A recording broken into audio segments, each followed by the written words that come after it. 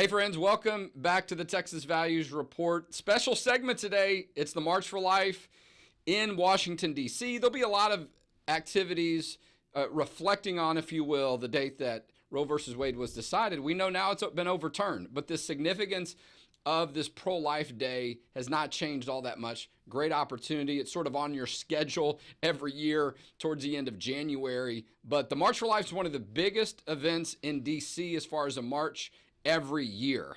And it's been going on for decades. And so we're going to have some different guests that we're going to talk about today. We're going to have the live feed, maybe a cameo from my son who's at the March for Life. I'm excited about that. But we've got a great special guest too that we want to have on and let her talk a little bit. Her first time on the Texas Values Report. Somebody that you're probably familiar with. We see her on social media a lot. We see her covering a lot of the issues that we work on. So we're glad to have her as part of the program today. Mary Margaret Olohan is a senior reporter for the Daily Signal. She's also got history and experience with the Daily Caller, the Daily Wire. There's probably some other dailies out there I'm not remembering. But she also is a proud graduate of Catholic University of America, and she's going to be at the March for Life doing her own coverage and probably on her own shows and segments as well. Mary Margaret, welcome to the Texas Values Report. Thanks so much for having me. Well, I don't think you and I have met in person before, but we've sort of seen each other out there in this world that we live in, this space on a lot of our issues. So really admire a lot of what you do. I'm glad to see you continuing to have such great coverage on these different issues and doing it in a timely and an interesting way. Today's a big day. All right. I'm not going to be there. I've got my coat on just in case I need to step out. It is cold in Texas. I was mentioning my son's going to be there. I was like, make sure you layer up. He's there with his high school student group. But, look, I was telling him he's been before, and I was at an event yesterday talking to the Knights of Columbus, by the way, and I said, look, this is one of the biggest events in the country every year. So talk to us a little bit about what you expect to see today at the March for Life. Well, you're totally right. It is one of the biggest demonstrations you'll see. And what makes this one different from all the other ones, and I do cover all the other ones, I cover the pro-Hamas protests, the Women's March, we'll go to rallies for trans protests or things like that. This one is unique because there are so many young people, so many college students, so many families. It's very peaceful. There's very rarely even protesters against the march there. It's just families standing up for the unborn. And you'll notice it's very joyful. It's very cheerful. You'll hear people singing and you'll hear people praying. And we like to go from the Daily Signal and ask people, where are you coming from? How far away did you travel to get here? Why are you pro-life? What do you think of the different pro-life policies that are being enacted around the country, different candidates, things like that, to kind of get a pulse on what the hardcore pro-life movement thinks about what's going on in the pro-life world right now. And it's a fascinating place to interview people, and it's just a lot of fun. And this year, especially in DC, it is snowing hard. That's what I was wondering. I told my son, I said, I think there's snow in the forecast. So you're seeing it. That's awesome. Oh yeah, there's a lot of snow. Actually, How I'm looking at the exciting. window now. It is still coming down, and so I'm wearing my bean boots, and I think a lot of other people are as well. It's gonna be very cold, so we got our hand warmers. Ideally, I think if you're a veteran at the March for Life, you put the hand warmers in your gloves and in your boots, because it gets pretty nippy out there. But we're hearing that there's a lot of big buses that are still arriving despite the snow. And organizers are saying this hasn't really happened since 2016 when there was a big blizzard, but they're still going ahead as scheduled. Well, look, no, there's no doubt the march is going to be on one way or another, and I was telling my son too, because we're not used to getting snow in Texas, even though we have from time to time, to be prepared for anything. And certainly something like that, the weather changes and gets a little bit colder and you got to move around. But, and look, sometimes when there's snow, it can be a little bit more fun, right? And the March for Life is fun, don't get me wrong, but it's a serious subject, though. And so sometimes, it can be a little bit somber when you're thinking about the issues going on. You're thinking about the lives that have been lost, 60 million lives that have been lost to abortion over all that time where Roe versus Wade was, if you will, the law of the land. We know that's changed, even though we know some states are still taking that on their own to continue abortion. But, so that's what I'm hoping for. With the snow and everything, you'll still see more smiling, happy faces.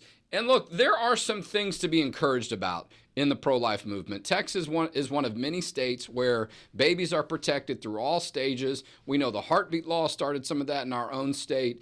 An estimated 50,000 lives were being lost to abortion every year in Texas. Now that's almost come to a complete halt.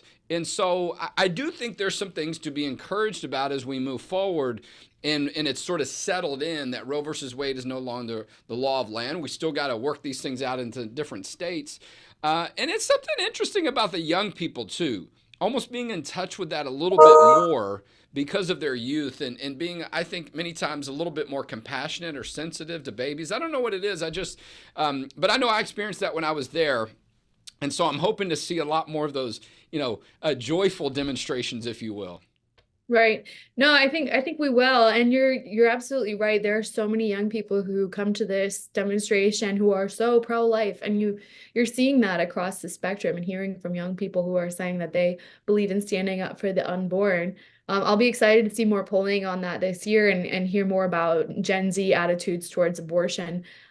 Because what I'm hearing is that they are leaning towards supporting life, and that is very encouraging to hear. Well, it is very encouraging. And, those are just different things that we can look at to continue to build this momentum, if you will. The other thing I want to touch on, though, and we've been messaging a little bit on this, is reminding people we love the baby. We also love the mother as well. We've seen the other side sort of try to push that as a narrative that you don't care about the mother. And, people, they're coming up with all these, examples or, these rare circumstances, these scare tactics or whatever. And so you'll see us messaging a lot about that as an organization. Other people have done this before too, right? You'll see signs there probably that say love them both. But I think it is an opportunity. And you'll see babies, obviously, at the march too, strollers and all that kind of good stuff that comes along with the families. But I do think it's an opportunity for us to remind people as we shift more in that direction. Still some states that are working on the issues and they still have abortion at a core level to deal with, but other states like Texas and so on, where we're trying to also let the mothers know we love them as well. Stay right here in our state or wherever you need to be supported. But I think that can be something that can be very important to where we are as a movement. I think it's always been there, but I think now with maybe a little bit more focus and reminding people how much we care about the mothers and the family as the baby is born. I mean, what do you think about that issue as you're reporting, you're getting feedback from people? Do you think that's an opportunity for us to be able to show mothers that the support's, it's been there all along, but it's certainly there now? Well, from my reporting, I know that the left wants to say that pro-lifers don't care about women after, or the baby after the baby was born. That's what they say, right? We hear that all day long. But the fact of the matter is that the pro-life movement has for a long time been very adamant about helping both the mother and both the baby. That's why pregnancy centers exist, literally to help the mother and to provide her resources and to provide her ability to care for her baby, whether it's a job, whether it's diapers, whether it's connecting her with people that can help support her, living in a pregnancy home, a maternity home. So we know there are all these resources. I think it's a communication gap, though, unfortunately, where many people on the left don't understand this, or they don't understand the purpose of pregnancy resource centers. You'll see lawmakers like Elizabeth Warren saying that pregnancy centers should be shut down, that they're dangerous, that they exist to deter women, to trick women into not having abortions. And so lawmakers like her and others have literally tried to introduce legislation to get those pregnancy centers investigated and shut down. So that's a huge wall of misinformation that pro-lifers are up against. And it's particularly insidious when you think about the work that these pregnancy centers actually do and the women that work there, and the women and men that work there. They're just really good people.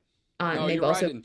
And some estimates say there are over 3,000 nonprofit pregnancy centers, pregnancy help centers, pregnancy care centers, whatever they're calling themselves, whatever banner, but doing the same type of work. There are over 300 in the state of Texas. In Texas, and we hope other states will model this. We have a program, used to be called the Alternatives to Abortion Program. Now it's called Thriving Families, and it allocates funding for nonprofit entities like these pregnancy centers to get funding to then help the mothers in a variety of different ways and their families. And this session last year, $130 million, maybe just a little bit more, more over a 2-year cycle. That's a lot of money. Abby Johnson says $200 can be the difference in whether a woman decides to have an abortion. And so, as a matter of fact, the website on the heartbeat law has now been modified to be a place for resource in Texas. So for people out there, texasheartbeatlaw.com, and you can find out how to connect with a pregnancy resource center in your community. So, Mary Margaret, great day, though, right? You're going to have some fun in the snow, I'm sure. A lot of good reporting. Tell us real quick about this connection of the Daily Signal and Heritage and what it's like to work with my good friend Kevin Roberts. We love Kevin Roberts over here. He is an amazing leader. The Daily Signal is the news outlet of the Heritage Foundation. So we're reporting over here. We are heading to the march, and we're glad to have Heritage's support on that, and are about to head out there. So we're going to try and stay warm and get some good coverage. All right, bundle up and look for a cool looking high school group from St. Dominic Savio here in Austin, Texas, and keep up the great work and all you're doing. Tell Kevin we said hello, and we hope to have you again on the show again. Mary Margaret Olohan has been our guest today on the Texas Values Report. Thanks, Mary Margaret. Thank you.